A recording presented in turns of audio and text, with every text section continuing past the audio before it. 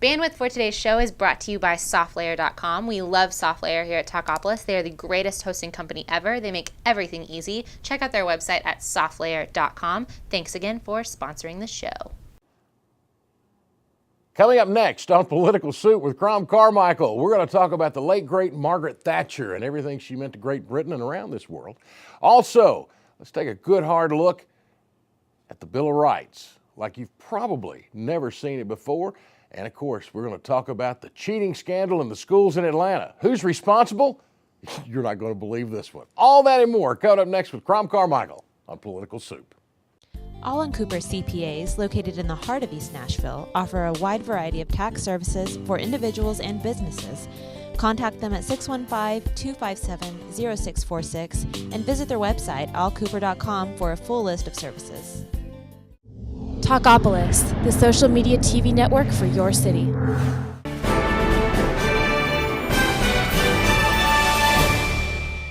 Well, hello, everybody, and welcome in to Political Soup. I'm Joe Williams with the man of the hour, every hour here, Crom Carmichael. We've got a lot to cover, and Crom, it's been kind of a tough week for a lot of folks in more ways than one, and we're going to talk a little bit about some passings, but I want to start with one that might surprise you, and that's Annette Funicello passed away this week. And I know for those of you who were Mouseketeers in the day, this is kind of an important thing. It is. Annette Funicello is 6 years older than I am. Then this is a huge deal to you. Sure. So when I was 13 and 14, Annette Funicello was 19 and 20, and she was either a Mouseketeer or she was a movie star, and she was a very, very attractive girl to a 13 or 14-year-old. So she's one of those people that I have no memory of her not being alive. And so I've known, and so it's a long time. I was going to say, can we say maybe first crush there? Yeah, it could be. From the looks Never in know. From the looks in that Never face? know, yeah.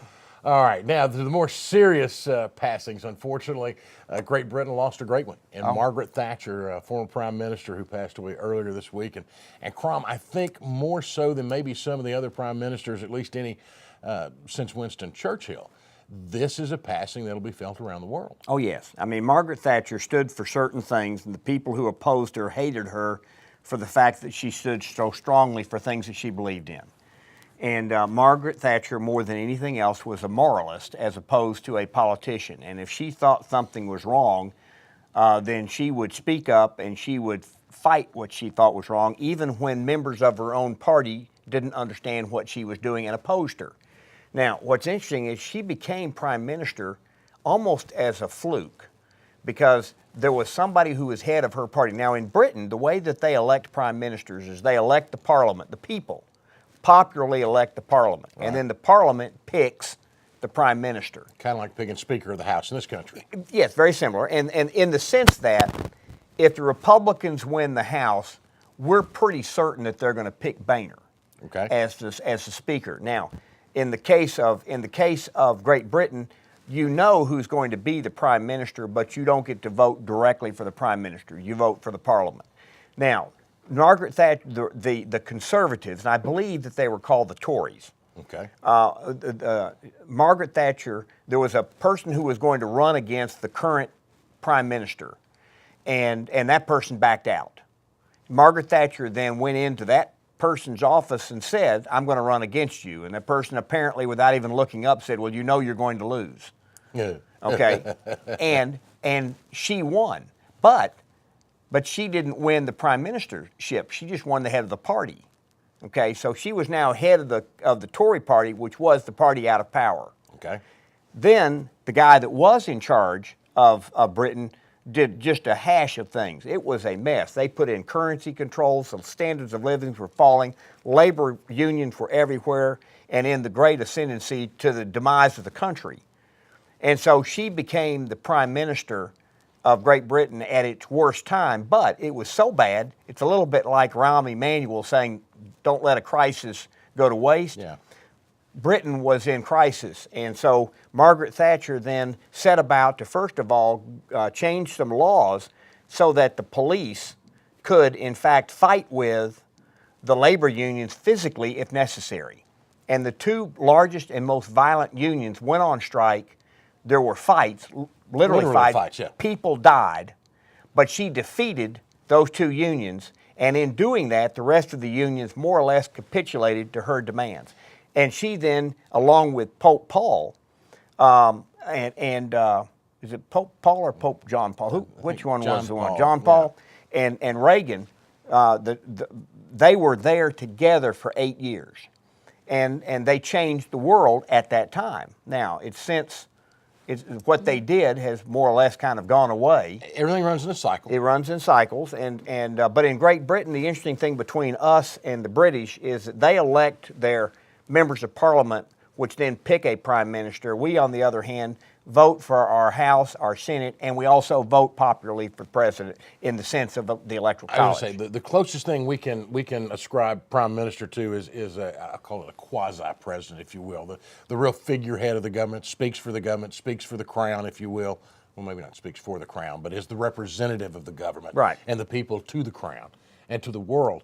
The other thing I've always found interesting is that in Great Britain, we are so used to the Democrats and the Republicans. In Great Britain, you've got the Conservatives, you've got the Labor Party, but you've got 2 or 3 more that are active and sometimes players in making these coalition governments work. Yes, except it's not as bad as, say, for example, Italy. In Italy, you do have like 5 parties. Yes. Now, 3 of them, and the reason there's 3 large parties in Italy now is the comedian, and I don't remember his name, but he now is running one of the parties that got like 20 to 25% of the vote. Yeah. And in Italy right now, they can't seem to form a government because they can't get a majority of the people who were elected to support one person to run the government, and so they're having to have new elections. In Great Britain, it still is more or less the Tories and the Labor Party. Right. And so it's while there are other parties, just as here in the U.S., you've got the Conservative Party, you've got the Libertarians, you've got the Natural Law Party, you've got the Green Party. Yeah. So you have these different parties, but at the end of the day, we're pretty much a 2-party system, and Great Britain is pretty much a 2-party system. But the way that they elect their leader, the absolute leader, is different. Now, maybe one way to make things a little easier here, when you talk about the Tory party, of course, for those of us who grew up and realized that the Tories were bad people in the 1770s. This is more the Conservative Party, probably a group we would more, current U.S. conservatives would more be like or relate to. Yes, except the Tories, the problem that Britain has, and you could even argue that part of the problem the U.S. has is that you have in the case of Britain, you have a leftist party, and in the U.S., I would call the Democrat Party the leftist party. Don't think they disagree. And then the Republican Party in the U.S. is not that strong an alternative, and my evidence of that is that George Bush greatly expanded the government while the Republicans were also in control of the House and the Senate. And so to argue that the Republicans are, quote, conservative, that is true under Reagan. They were conservative. But under Bush, the government grew at a pretty darn rapid rate, and it actually shrunk more under Clinton and expanded under Bush. But that's because the Republicans that controlled the House and the Senate during Clinton's last 4 years were pretty darn conservative. Okay, Ms. Thatcher's memory will have to forgive me for where I'm headed here. But given your thoughts on that, how then is if the Republicans are not that much of a difference to what the Democrat, how then are we so diametrically opposed at opposite poles as a country right now between the two? Well, the diametrically opposed is a term that I'm going to push back on. Okay. I think that the left in this party, and we'll talk about this in the next segment when we talk about the Bill of Rights. Okay. The left in this party sees no bounds to how much property it can take from individuals. Okay. Both in the form of income and actually in terms of now property. Property. The president has said he wants to limit the value of IRAs and the value of 401ks. That's clearly an attack on property. Yes. People have earned it, they've saved it. Now Obama says, I want to attack your savings. And we'll talk about that from the standpoint of the Bill of Rights. The Republican Party, on the other hand, is diametrically opposed to that but that doesn't mean that they're diametrically, they want to go completely the other direction. Okay. They just simply are saying, I don't want to go that far left, and then the media says, well, if you don't want to go that far left, then you're way over there on the right. And that, I think, is part of the problem. Because if you look at President Bush expanded government spending pretty dramatically and expanded government programs. So then, what I'm hearing then, your belief is that the linchpin of the right has been moved more to center instead of where it should be farthest right.